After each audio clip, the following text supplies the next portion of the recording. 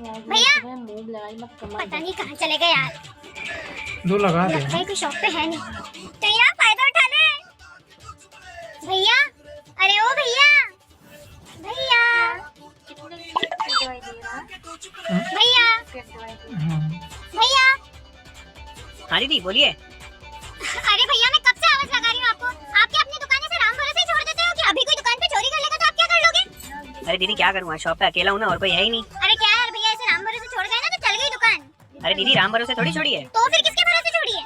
ये है ना कल ही लगवाया है। अच्छा भैया एक सोया स्टिक का पैकेट दे देना। हाँ दीदी ये लो। और ना मैंने ये 2 लिप बाम लिए थे और ना कुछ डेयरी मिल्क ली थी, तो इसके पैसे भी काट लेना।